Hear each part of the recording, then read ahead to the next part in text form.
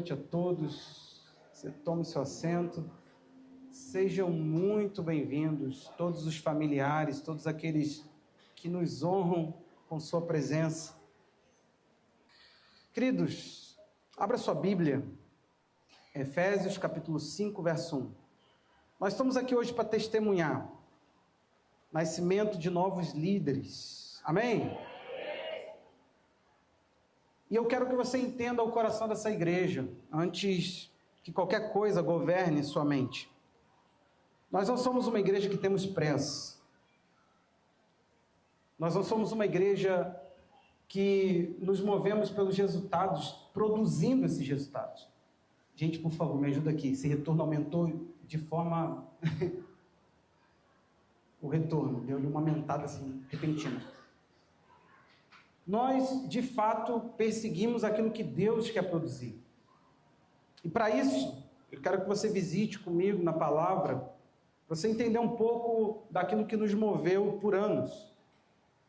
Eu e a pastora completamos 15 anos de ministério pastoral esse ano. A igreja, ela completa 14 anos.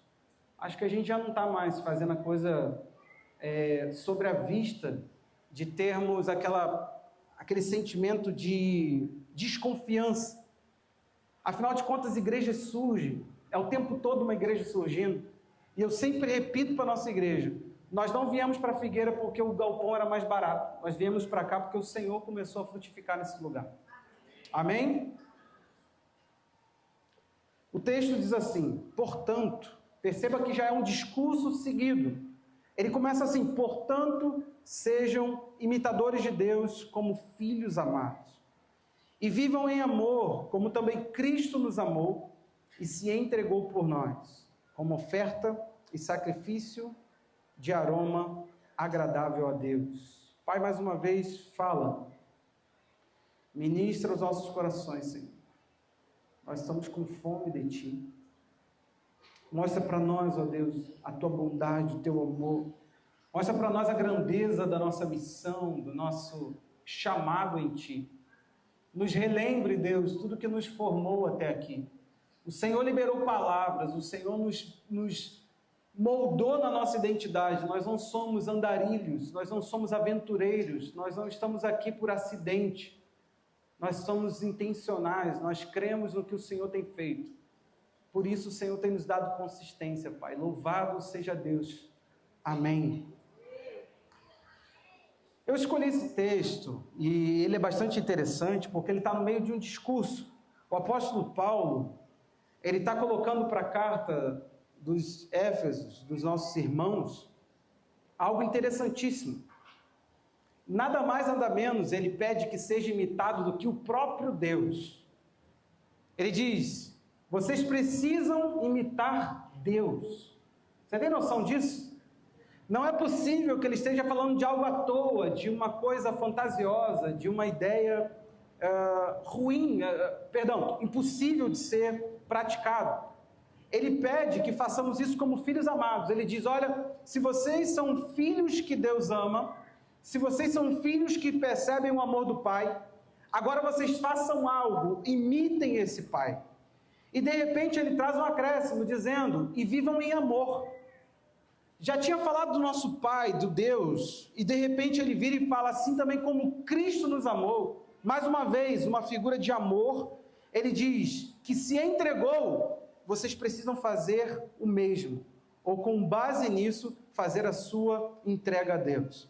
Eu quero trabalhar hoje um assunto que é muito necessário numa noite onde você envia novos líderes. Mas eu não queria trazer uma palavra aos novos líderes, eles não precisam de instrução. Não é para isso. Eu quero que todos nós venhamos a refletir sobre a essência da vida cristã. Querido, tem um equívoco muito grande surgindo por aí, que parece que Deus ele chamou líderes para serem entrega, para ser pessoas que se renunciam. Mas a grande verdade é que a renúncia, a entrega, ela está na essência cristã. Se isso não é bem explicado, corre-se um risco de pensar assim, o pastor tem que pagar preço, aquela famosa frase, o irmãozinho do ministério tem que pagar preço, quem se dedica a X ou Y da igreja tem que pagar um preço, tem mais é que servir mesmo. como se isso fosse uma coisa diferente na essência cristã. Como se algumas pessoas tivessem que carregar o fardo do servir e outras pudessem viver a sua vida na vida mole. Como se resposta ao amor de Deus, como se a entrega por meio daquilo que Jesus fez, fosse um assunto restrito a algumas pessoas, determinadas e marcadas, e outras estão isentas da entrega. Eu quero mostrar para você que não. Primeiro, ele coloca aqui que a entrega de Jesus, ela se tornou um modelo. O Evangelho, todo ele, quando você o analisa, quando você vai para as cartas de Paulo, principalmente, ele coloca que nós devemos viver de modo digno dele. Não há um entre nós que possa viver assim, aquém, pensando que está vivendo dentro do Evangelho, mas vivendo aquém ao Evangelho. Nenhum. Não há uma pessoa que possa dizer, olha, eu não respondo ao Evangelho, mas eu sou um cristão. Não. O Evangelho, quando ele é compreendido, ele sempre vai pedir de nós uma resposta equivalente. Se você entender tudo o que foi feito na sua salvação, tudo o que foi feito na entrega de Jesus, você vai ter que dar uma resposta equivalente. Você não vai conseguir, aliás, não dar uma resposta equivalente. O que isso significa? Se você entender o amor de Deus por você, se você entender o amor de Cristo, não de forma mental, no raciocínio, porque você lê um texto escrito que ele te ama, mas se você for alvo do amor dele, perceber o quanto que ele te ama, automaticamente algo vai gerar em você uma resposta equivalente. É o mesmo que se sua natureza está sendo mudada, você está tendo a natureza do próprio Pai. Então a natureza do Pai ela é doadora, ela é desprendida, ela se move pelo seu objeto de amor. Deus poderia nos perder em Adão e simplesmente desistir de nós. A natureza do Pai foi sempre procurar, amar, dedicar, se entregar, se desprender para ter o seu objeto de amor. Olha o nível. E eu não preciso nem falar de Jesus, que executou toda essa demonstração do amor de Deus. Jesus, ele se entregou de modo total e restrito. Ele não conteve nada. Agora, olhando esse texto que nos chama a imitar Deus e viver em amor, como Cristo também nos amou e se entregou, eu te pergunto, será que você consegue dar uma resposta equivalente a Deus? Será que a resposta que você tem concedido a Deus ela é equivalente? Querido, nossa igreja, ela não manipula pessoas para colocá-los em liderança. Nós não temos pressa. Nós não rifamos cargo para prender ninguém. Nós temos liberdade. Aqui as pessoas, elas não são instituídas em cargo de liderança para me honrar, para ser uma resposta ao meu ministério. Eu digo isso a eles, eu digo que o dia em que eles se sentirem usados por mim para uma manipulação pessoal, o dia que eles entenderem que nós não juntos servimos mais a Cristo, que eles não participem disso. Tem pastores que acham que podem colocar pessoas em lugares para que o seu ministério renda. Nós não precisamos disso. Jesus não foi para a cruz para gerar uma entrega e me pedir uma entrega para eu chamar pessoas por sentimentos egocêntricos. Há uns anos atrás, na igreja, surgiu um tema. Era um tal de congresso de relevância, seminário de relevância, a igreja é relevante, e eu comecei a ficar numa paranoia. Querido, não há como você viver uma íntima comunhão com Deus, entender o amor dele, responder a esse amor e não ser relevante. Ao membro de nossa igreja, que talvez hoje não participe tanto da obra aqui, nós não queremos usar você, nós não queremos gastar você por nós, nós queremos te ensinar a se apaixonar tanto por Jesus, que será impossível você não querer fazer uma entrega pessoal. Você entende que o nível é outro? Nós estamos te chamando a responder um amor que é doador. Você nunca na tua entrega conseguirá pagar os seus pecados. É impossível você fazer a obra de salvação que sacia a justiça de Deus, dizendo, eu entreguei um sacrifício e mereço o céu. Isso é impossível. Não. Você nunca fará uma entrega para merecer o céu. Mas preste atenção. Se a tua entrega ela for medíocre em relação à entrega que você entendeu de Cristo, nós podemos afirmar que tem problema na sua compreensão do que Cristo fez. A cruz de Jesus, ela não é óbvia. Está ali, um símbolo de cruz. Algumas pessoas acham que elas entenderam a cruz, que elas entenderam todo o sentido da profundidade dessa mensagem. Primeiro, uma coisa tão horrível como aquela morte, é dito que diante de Deus, aquele ato horripilante, que é só chamando assim, subiu e em Deus era um aroma agradável e suave. Deus sentiu o perfume de Jesus sofrendo e sentiu algo que o agradasse. Eu não sei se o nosso bom ar está funcionando da recepção, mas uma coisa gostosa que solta, e quando você passa, sinto o perfume. Agora você imagina Jesus o Pai olhar para Jesus e no ato da cruz sentir um aroma gostoso. Querido, deixa eu te falar uma coisa. Pouco se sabe sobre isso, mas a grande verdade é que todo sacrifício para Deus, o que Ele queria do resultado disso era sentir o perfume. Então, do que adianta eu chamar você, que não ama teu irmão a ponto de se entregar por ele, participar da obra da salvação, de cuidado, de serviço, chamar você e colocar você porque você tem uma ambição, e de repente Deus vai lá e Ele vai sentir o aroma do que tu faz, subindo. Anselmo, resolve um problema meu, mais um líder, menos trabalho, essa é a grande verdade. Só que o aroma sobe, e Deus faz isso aqui, ó. Quantos aqui sabiam que Deus experimenta o que você tem feito para Ele? Querido, com todo respeito, se fede, se é desagradável, Ele percebe. É nesse quesito que você está sendo chamado a entregar. Jesus, Ele é diante de Deus uma oferta totalmente agradável. O que Ele te pede então?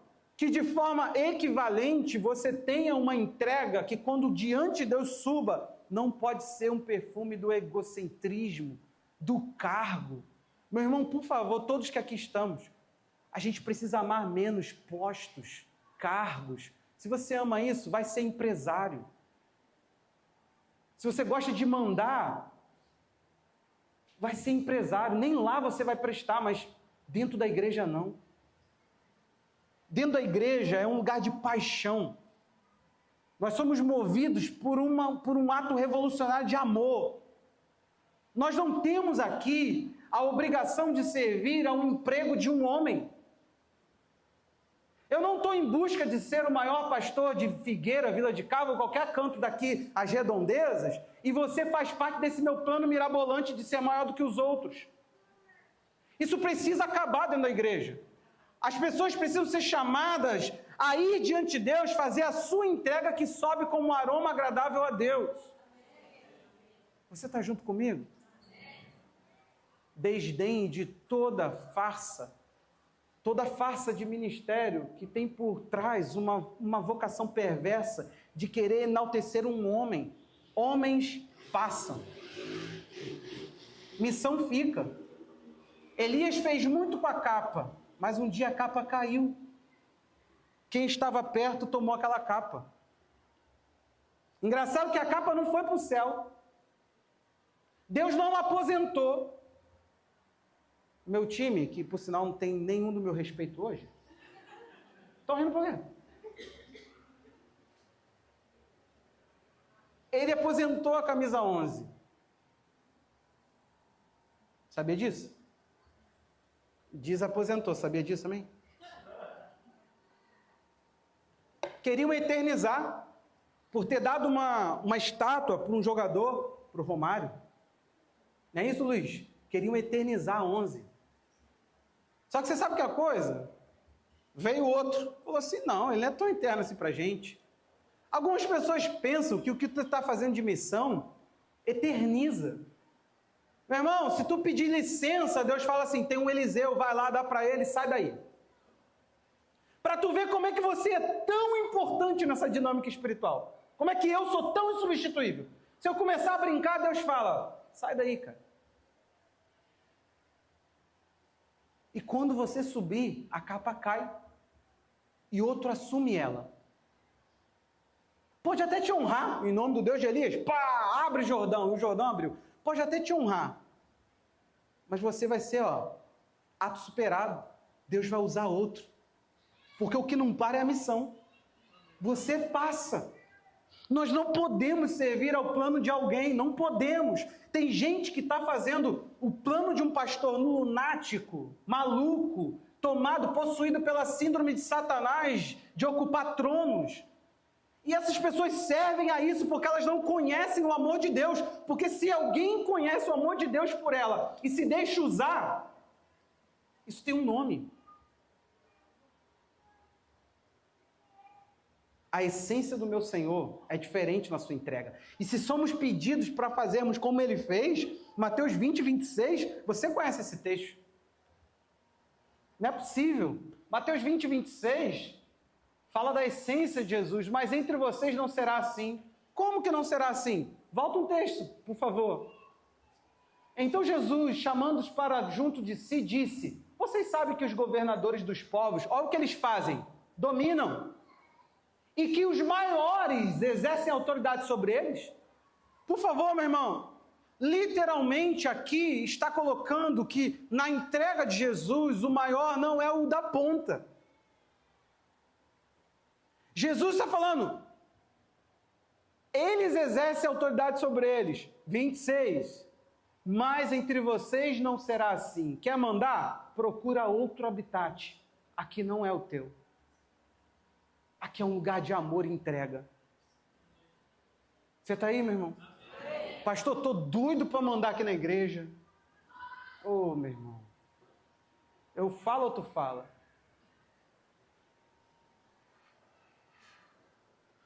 Pelo contrário, quem quiser tornar-se grande entre vocês, que se coloque a serviço dos outros. E quem quiser ser o primeiro entre vocês, seja servo de todos. Aí vem uma questão, o modelo aparece. Tal como o Filho do Homem não veio para ser servido, mas para servir e dar a sua vida em resgate por muitos. Jesus, ele não chamou para si um lugar onde ele poderia ocupar. Ele poderia ser o grande. Ele poderia mandar. Ele poderia dizer, eu sou o rei do reino. Eu quero isso tudo para mim, isso tudo é meu, é legítimo que me seja dado. Não. Jesus, ele pensa tanto em gente, em servir para que pessoas sejam resgatadas, que ele literalmente não ocupa um lugar de senhor, ele vai para o lado do servo. Agora, é interessante observar que se Jesus é nosso modelo, em Jesus nós vemos um ato que é impensado. Você imagina Deus deixando tudo? Isso que é Jesus. Deus deixando tudo. Mas por causa de quê? Porque ele não era glorioso? Porque ele não tinha glória suficiente? Porque ele não tinha todo o louvor que queria? Não. Ele deixa tudo para buscar pessoas. Filipenses 2,5, texto bastante conhecido. Tenham entre vocês mesmos o mesmo modo de pensar, que Cristo Jesus que, mesmo existindo na forma de Deus, não considerou o ser igual a Deus algo que deveria ser retido a qualquer custo. Presta atenção. Mais cedo ou mais tarde, se você quer viver com Jesus de verdade, não é Genésio, é Jesus. Mais cedo ou mais tarde você será chamado para fazer uma entrega. A questão toda é que a entrega, disse Jesus em João, não foi feita de modo forçado, ela foi feita de modo voluntário.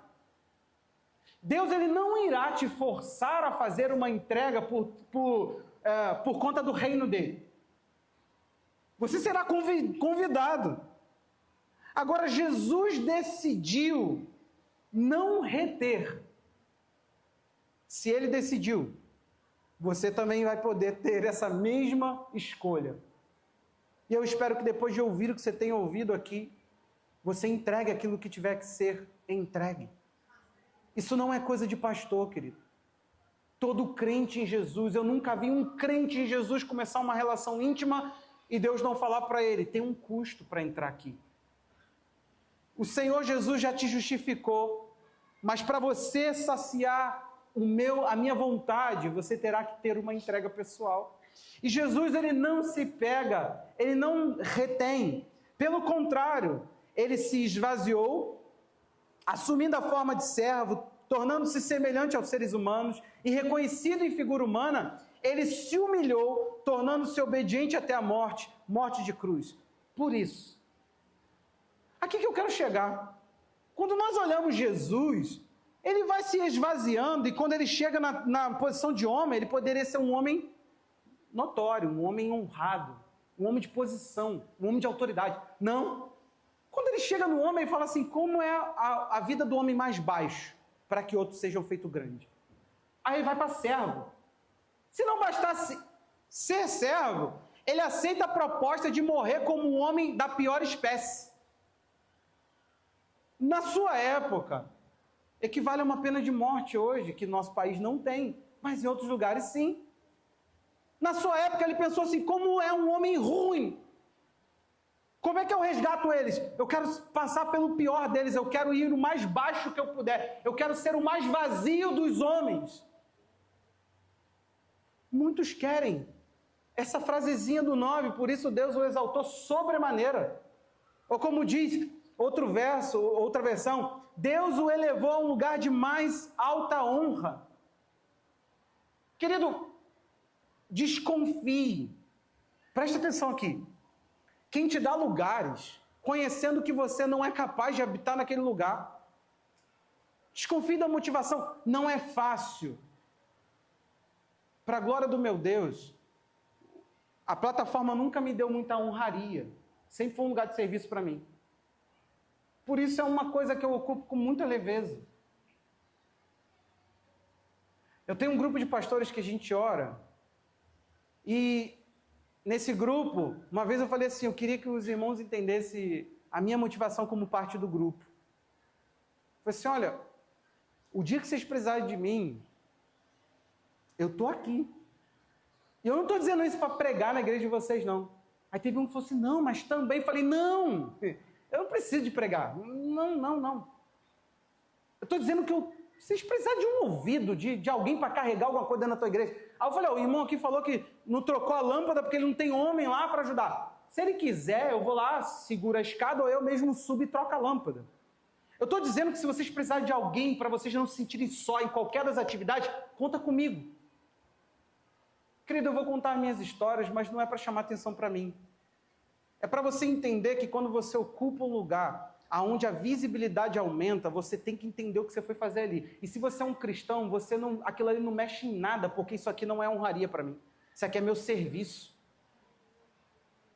Nenhum pai chega em casa todo dia exibindo a sua carteira de trabalho e falando, hoje bati meta. Ele se alegra, ele fala, eu bati meta. A empresa estava precisando, ele disse, olha, isso vai trazer remuneração para a nossa casa. É a função dele, ele está feliz pelo cumprir da função. Ele não está ali para se exaltar, ele está ali para manter a sua família comendo, bebendo, suprindo. Dentro de igreja, as pessoas fazem o que é óbvio das posições delas, elas querem aplausos e fogos.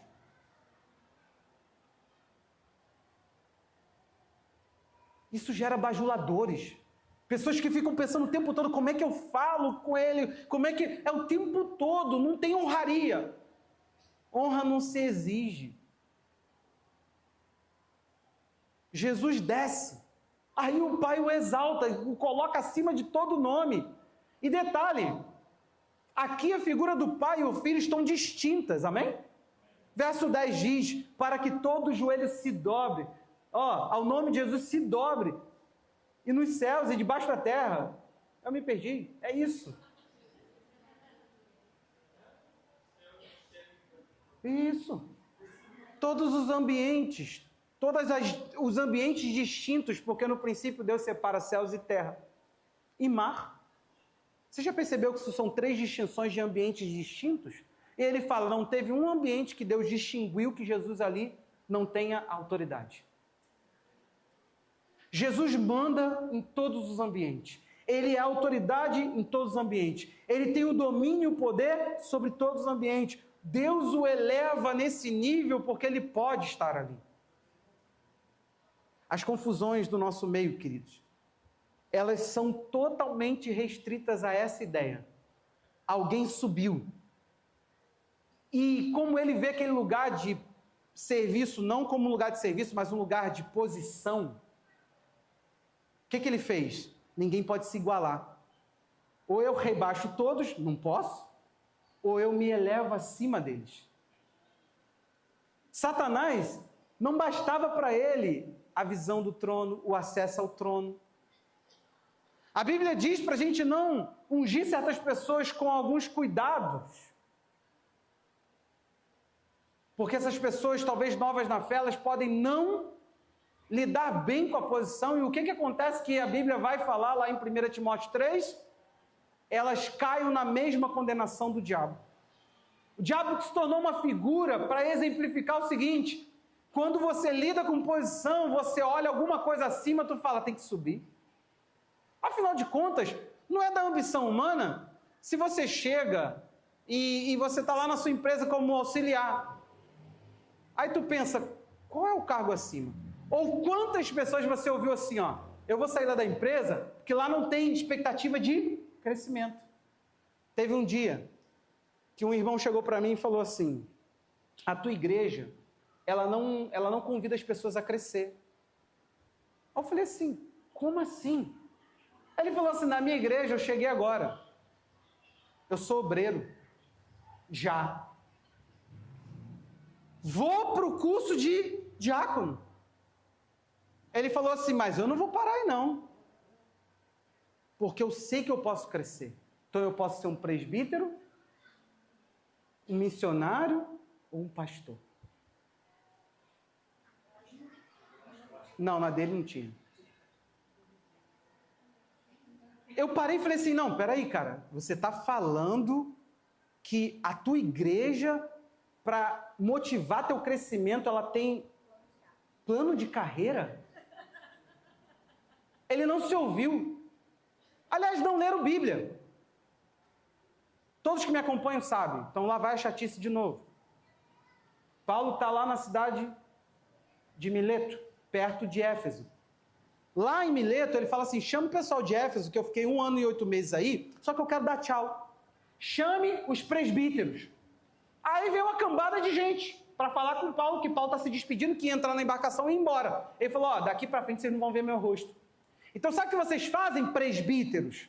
Apacentem a igreja de Deus, a qual ele vos constituiu como bispos. Meu Deus do céu. Eles são presbíteros, aí tem que apacentar, então são pastores, mas Paulo chama de bispo. É o que afinal? A igreja de Jesus, ela não foi plantada nesses moldes empresariais com distinções de função.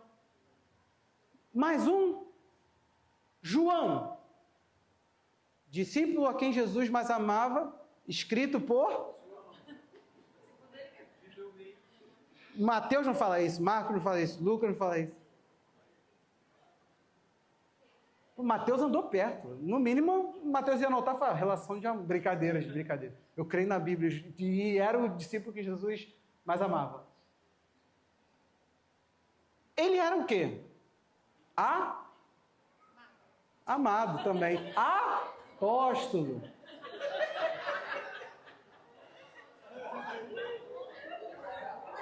Entendeu, né? Porque no início a gente falou que se a gente entende o amor, a gente vai fazer a entrega, né? Então tá certo.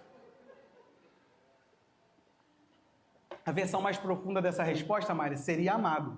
Mas como as pessoas hoje estão perdidas, a gente falaria apóstolo.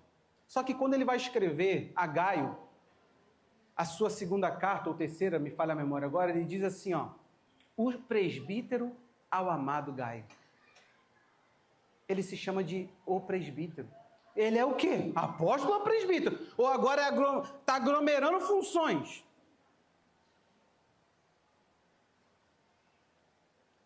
Nós precisamos entender que nós não estamos nesse molde. Nós estamos nos distanciando desse molde a cada dia mais. nós não ligamos, meu irmão. Preste atenção aqui. Na Bíblia, nós encontramos uma questão sobre o cuidado. João 10 fala que Jesus é o bom pastor. Efésios 4 fala do dom pastoral, lá no quarto dom, de função. Mas você não vê um pastor ungido. Você não vê isso. A igreja, ela fazia disso um lugar de serviço cristão, cuidar. Ela não fazia disso um cargo. No início, quando nós começamos aqui, a igreja foi fundada 1 ano depois que eu já era pastor. Mas eu servi a igreja por 2 anos como Jefferson. Tinha diferença nenhuma. Mudou alguma coisa, Anselmo? Olha, agora todo mundo aqui, quem faz parte do começo... Eu estou com um projeto aí, depois vou falar com o pastor. Me lembra disso, eu estou com um projeto aí. Quem faz parte do começo? Aí, Anselmo, eu fui ungido, eu tenho a foto do primeiro culto que... Depois da unção pastoral. Sabe o que eu estava fazendo? Tocando violão para vocês cantarem. Você vê como é que eu fiquei como? Mentido. Cheguei aqui de terno. Não que não... É bonito usar terno, né, gente? Não era aqui. E aqui. Lá. Eu não cheguei lá. Como? Chegando como? Lá. Vocês são demais. Não rouba a minha espontaneidade. Eu estou bem aqui. Só quando eu fizer, tem que eu, hein? Eu não cheguei lá, gente, diferente, não. Eu cheguei a mesma pessoa, só que agora com uma tonelada nas costas. Agora eu pensei, meu Deus, eu não mando mais em mim, já não mandava antes, agora eu mando menos ainda. Você precisa entender que tem toda uma formatação, nós não caímos de paraquedas no que estamos fazendo. Então nós não aceitamos gerar pessoas que façam menos do que a gente ama fazer.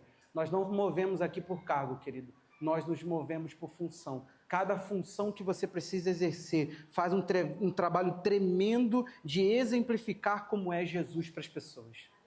Jesus precisa sentir o teu cuidado quando as pessoas são cuidadas por você. Elas não precisam ver você performar num cargo. Esse texto que estamos lendo, ele está dentro de um contexto. Efésios 4, que a gente ama. O que Efésios 4 está fazendo? Quando você vai, a partir do verso 1, ele começa a colocar a unidade da fé. A partir do verso 6 em diante, ele começa a colocar os dons. E ele vai até o 16 falando dos dons. Falando de dons de função. A função, os 5 ministérios que compõem uma função específica. É o modo como a igreja avança. Só que ele vai dizer o seguinte: essas pessoas que foram colocadas como apóstolos, profetas, evangelistas, mestres e pastores, ou pastores e mestres, não sei se eu falei na ordem certa, elas foram colocadas porque Deus queria aperfeiçoar pessoas. O aperfeiçoamento dessas vidas, que é o que Deus tinha como objetivo, está lá no verso 12 de Efésios 4. Deus, ele aperfeiçoou pessoas por intermédio dos ministérios, dos serviços. Então, meu irmão, presta atenção. Pessoas são estabelecidas, conforme esse texto, para que outros sejam atingidos. Deus não está pensando em quem é enviado, Deus está pensando em para quem a pessoa, o objeto que tem que ser atingido a partir desse envio. Deus não está pensando em mim. Talvez você está aí se sentindo todo poderoso, cheio de dom, cheio de sabedoria. Quando você se colocar numa posição de serviço, você vai ver que você tem o que tem por causa de alguém. Querido, quantas vezes eu não abri minha Bíblia e pensei assim, meu Deus, Deus podia falar algo mais profundo comigo, né? Isso hoje, Deus, eu estou com fome. Aí você se esquece quem você é, para onde você, aonde você está e por que você está. Aí você vai para um discipulado. Aí o novo crente fala assim, eu estou com uma dúvida. Aí tu olha, pode falar. Assim, meu Deus, se eu não tivesse meditado nisso hoje, meu Deus, a simplicidade com que Deus me falou é para Ele, não tem nada a ver. Aí fica assim, Deus, alimenta aqui também, Deus. Você tem que entender que você está posto por causa de alguém, querido. Deus está com foco na vida de alguém. Deus quer atingir alguém. Deus quer chegar em alguém. Deus quer ser a cura para alguém. Você não tem nada de você por você em você. É tudo por causa de alguém. Tem alguém que Deus tem com vista, ou seja, objetivo. Deus, ele está com um objetivo naquilo que ele está colocando nas suas mãos pela vida de alguém. Querido, é tão doido que você pode receber uma coisa. Como que você talvez nunca tenha tido, eu espero que já, aliás, de receber algo, de ganhar alguma coisa, de alguém te dar uma oportunidade para ir em tal lugar, um conhecimento de Deus, uma revelação, um momento dentro do quarto onde você fala assim, gente, que paz é essa? Aí tu faz uma visita, fala assim, gente, eu não sou uma pessoa cheia de paz, eu estou carregando paz para uma casa. Essa casa precisa da minha paz, é por isso que eu estou cheio de paz. Eu não estou aqui colocado por mim, eu estou aqui colocado por alguém. E é tão interessante, porque se ficarmos só nos 5 ministérios, isso é óbvio. Alguém foi colocado com vista os santos, para aperfeiçoá-los, para que eles façam o serviço, para que o corpo de Cristo seja construído. Mas quando você vai lá em 4:25, ele está falando daquele que está nascendo de novo. Ele tinha acabado de falar sobre isso, sobre servir, sobre viver com roupas novas. Ele falou, tira a roupa velha e veste uma roupa nova. Aí ele começa a falar dessa vida no corpo. Eu nunca tinha percebido isso dentro de Efésios 4. Porque ele vai dizer assim, ó, deixando o novo, aquele que tirou a roupa velha e botou uma roupa nova, por isso, deixando a mentira, cada um fale a verdade com o seu próximo. Aí qual é a justificativa de falar a verdade? Porque somos membros do mesmo corpo. Ele está falando, se uma vez você convive com outra pessoa, você está dentro do corpo de Cristo, é ainda um assunto. Ele fala assim, se você falar a verdade, você tem que entender que você está sendo um ministrador. Toca. Fiquem irados e não pequem.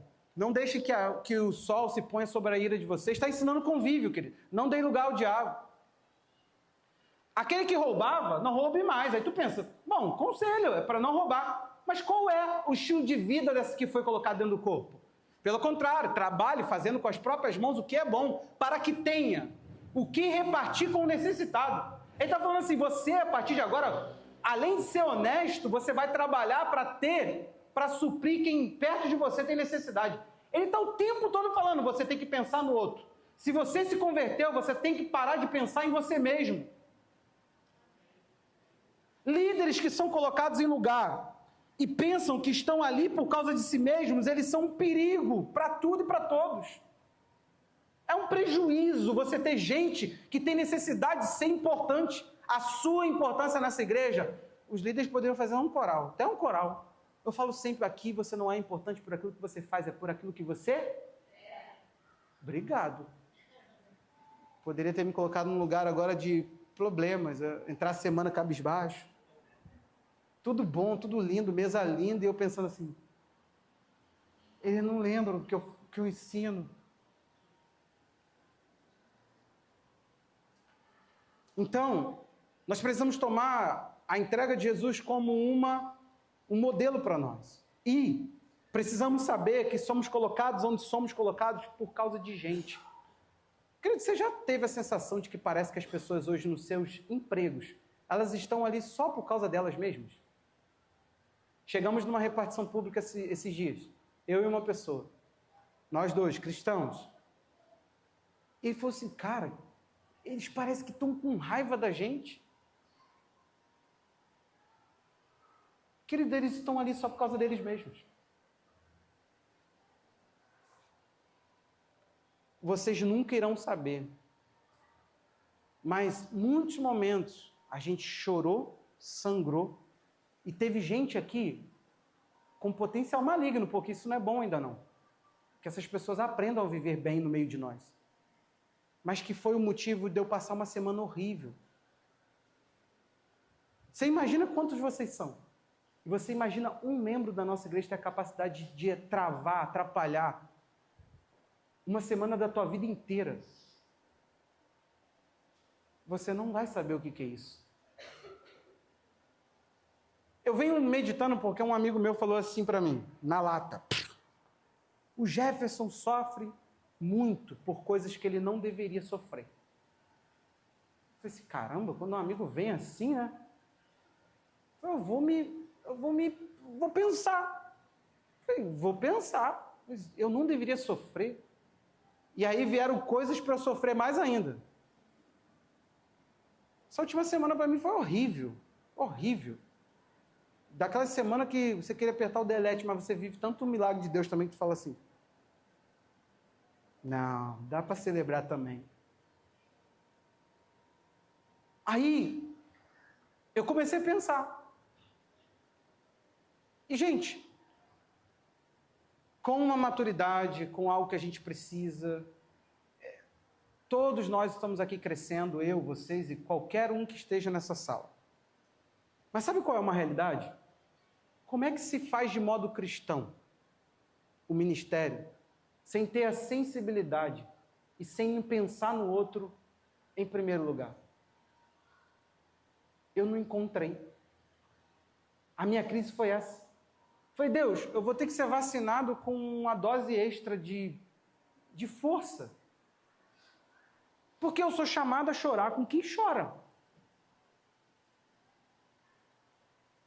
Como é que eu faço isso de modo sem ter empatia? Sem problema é teu, que se exploda, você não quer. Como é que eu falo essas frases? Como é que isso cabe na vida de um líder que acompanhe Jesus? Se for esses ministérios que temos por aí, tu tem que ver a arrogância de pastores. Ameaça sair do ministério deles. Vocês vão ver como é que eles são humildes e quebrantados, assim como Jesus. Mansos e humildes.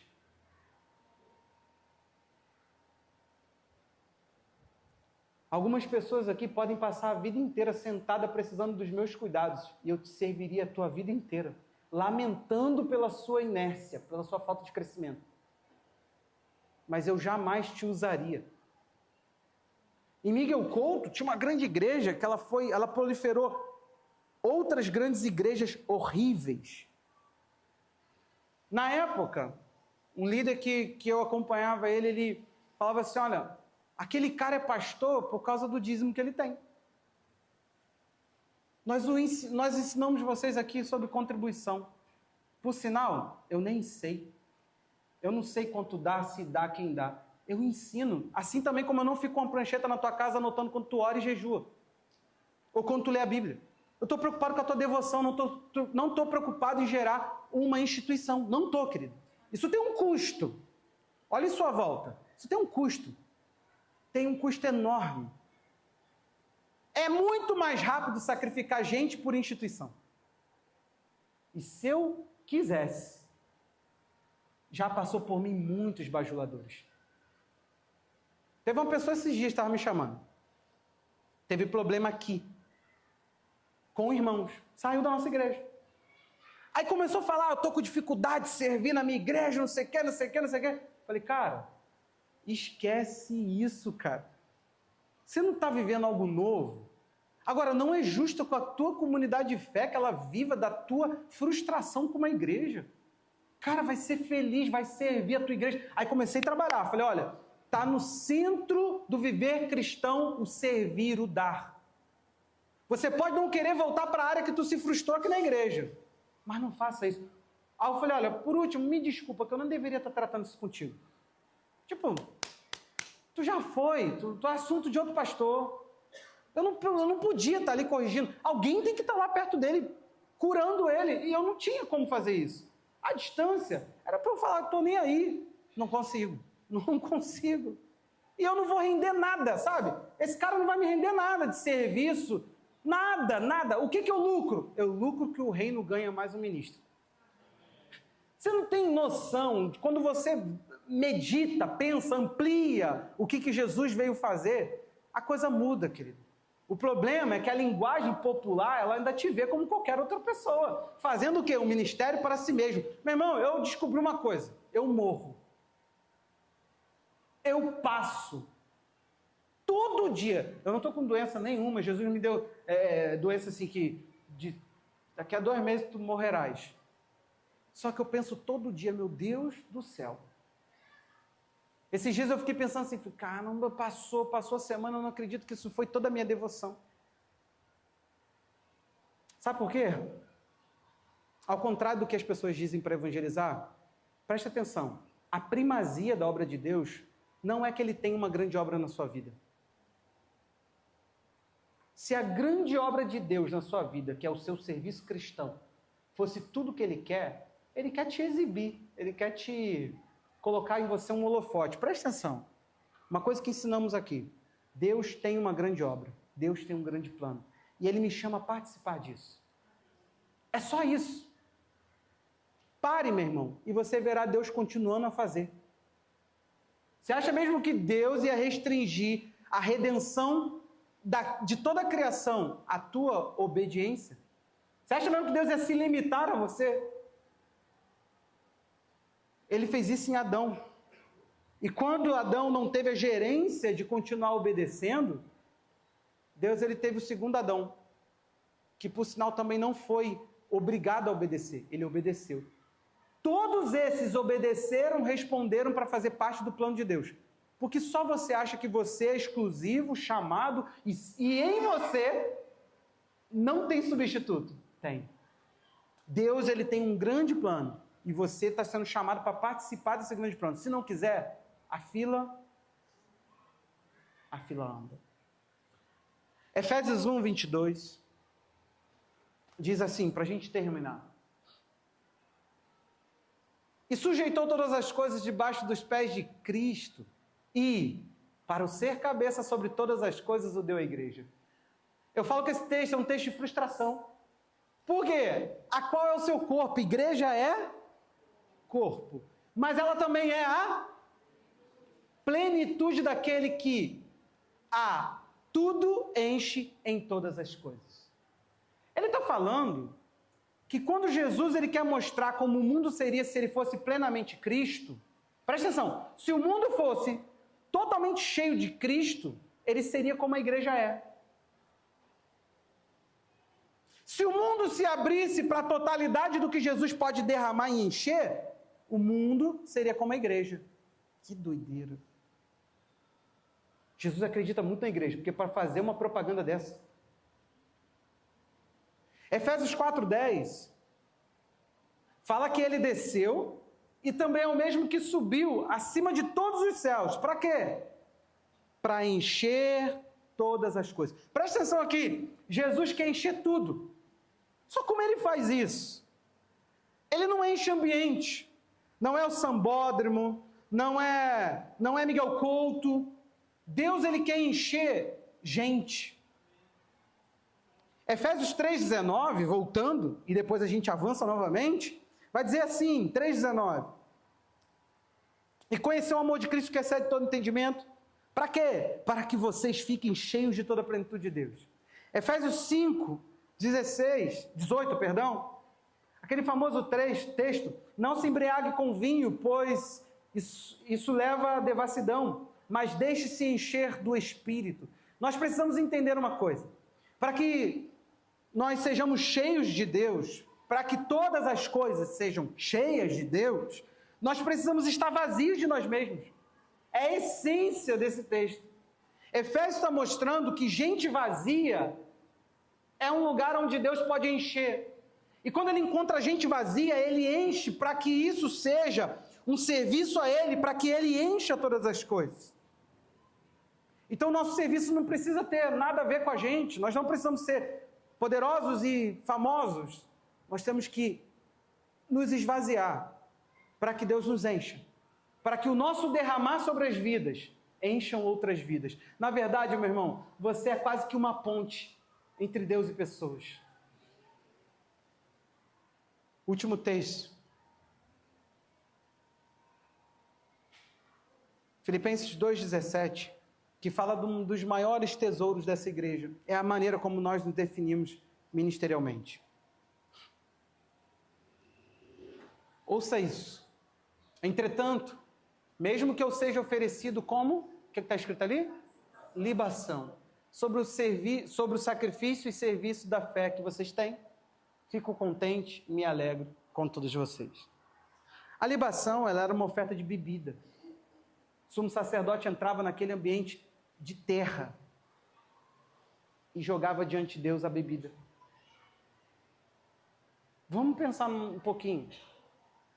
Uma bebida, algo fabricado, algo que não é como hoje, industrial, algo que era caro, algo que às vezes levava tempos e mais tempos de fabricação.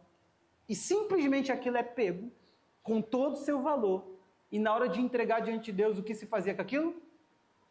Desperdiçava. Ele não é parecido com o que Judas fez? Ele virou e falou, não, para, me dá esse perfume aqui, tá louca? Se a gente vender, a gente alimenta um monte de pobre com isso que você está fazendo. A mentalidade matemática da coisa. Jesus falou, para, essa mulher fez algo lindo, não a detenha. Ouça, meu irmão, Paulo está dizendo que ele era uma oferta derramada diante de Deus.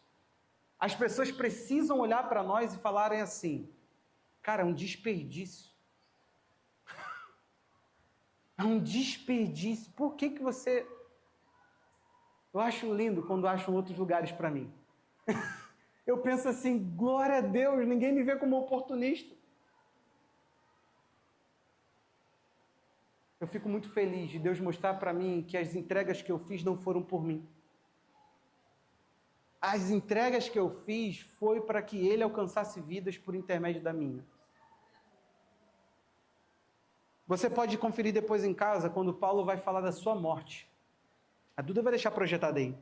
2 Timóteo 4,6. De novo, a morte de Paulo é chamada como uma oferta de libação. As pessoas olham para você, elas conseguem enxergar um derramar em prol da vida de alguém? Você começou a entender que liderar é perder? No processo de discipulado com os novos líderes, quando a gente ia chegando perto da vida deles, porque é isso que nós fazemos para treinar novos líderes, a gente não fica dando tarefinha, lugar, prega lá, deixa eu te ver. Ih, maior desenvoltura para falar. Falastrão tem um monte, gente. Aqui não é conhecer o texto bíblico, não. Aqui é ter uma experiência com a Bíblia. Se a pessoa tem uma experiência viva, ela prega. Aí, você está ali acompanhando. Eu estava lembrando hoje de uma dessas pessoas. Não vou citar o testemunho da pessoa e nem a pessoa em especial. Mas eu estava lembrando a pessoa falando assim, eu preciso de mais tempo para a igreja. Eu falei assim, meu Deus, essa era a minha oração do começo. Eu falava assim, eu não pedia a Deus para ser integral, eu pedia a Deus para me dar mais tempo para a igreja. Eu saía do meu trabalho, ia para a minha faculdade. Depois eu vinha para cá nos dias seguintes, eu e Marcelo. Isso aqui era mato puro. Muitos e muitos gambás e só de eu sair prear, sei lá, mas o que tinha aqui dentro, meu Deus? O que tinha aqui dentro? Tinha uns bichinhos, né? Aquele outro, como é que é o nome do... Hã? Sei lá, Marcelo pegou aí para comer, velho. Rapaz, a gente tinha uns índios aqui, Paulinho. Um cara fez assim, ó, ele deu um bote, fez assim, deixa que eu pego. E fez assim, ó. Aí ele caiu assim, não estou fazendo piada. Ele fez assim, ó. Bichinho assim, ele, vamos matar e vamos comer, pessoal. Meu Deus. Vinham de cavalo para a igreja. Caçavam assim. Falei, rapaz, cara. Onde eu me puder... Não, nossa, já é brincadeira. A gente vinha para cá, ficava até meia-noite, reformando aquele local lá. No dia seguinte, louvado seja Deus, Marcelo entrava dentro do gol, falava assim, pô, tu vai de carro, é? Ia pro trabalho. Dava para descansar até um pouquinho, né? E sem contar que livrava dos ônibus. Ficava doido pro Marcelo tirar aquele carro da garagem. E toma nessa semana, ó. A gente aprendeu a fazer, antes de tudo, serviço. Nós nunca nos apaixonamos pela posição. De coração, meu irmão.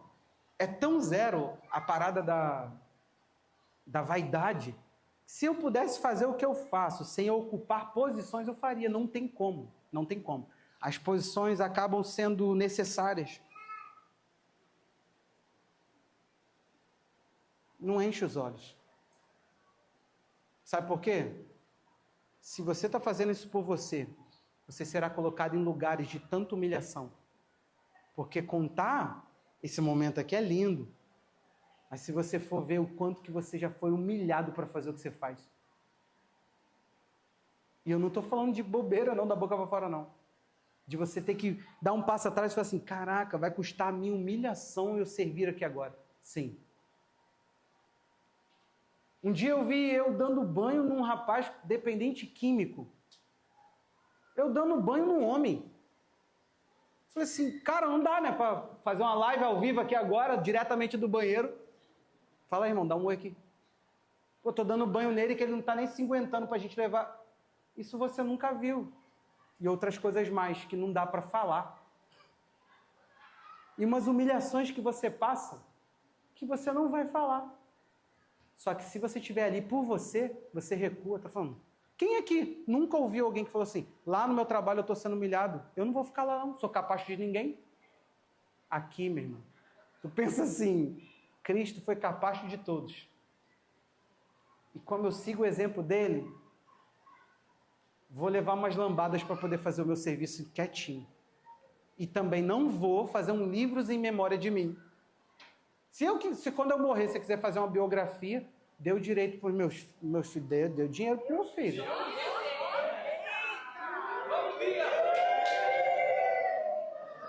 É que é noite de multiplicação, muito fruto, a gente fica meio tumultuado.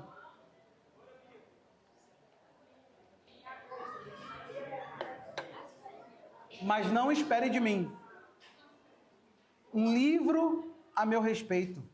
Você entendeu? A gente tem que ocupar esse lugar com toda a verdade do nosso coração.